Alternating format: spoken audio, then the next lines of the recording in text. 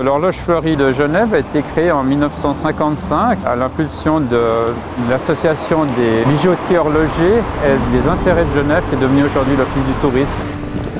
Ça avance la plantation?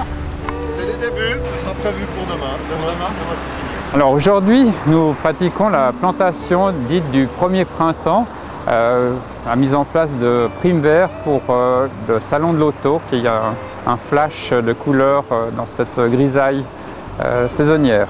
La plantation se pratique 4 fois dans l'année, donc aujourd'hui le premier printemps.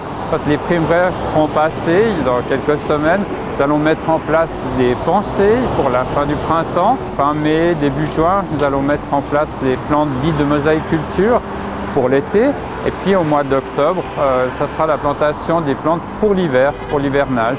Alors le moteur de l'horloge est situé sous l'axe des aiguilles. C'est un simple cylindre en béton et dans ce cylindre se trouve le moteur électrique commandé par une horloge mère. La difficulté, ce sont la longueur des aiguilles, notamment la grande aiguille des secondes, qui chaque seconde avance de 27 cm, donc c'est énorme. Et puis, on est sur un plan incliné. À un moment donné, les aiguilles doivent monter, après elles doivent redescendre. Donc il y a une force, une poussée, qui fait qu'on doit tout le temps corriger ce déplacement des aiguilles. Nous sommes dans le local des jardiniers, qui est situé sous le kiosque à musique du Jardin Anglais. C'est là où se trouve l'horloge mère qui capte des signaux d'un satellite et qui remet à l'heure en permanence. Cette horloge mère qui, elle, envoie donc des impulsions pour commander l'horloge électrique de l'horloge fleurie.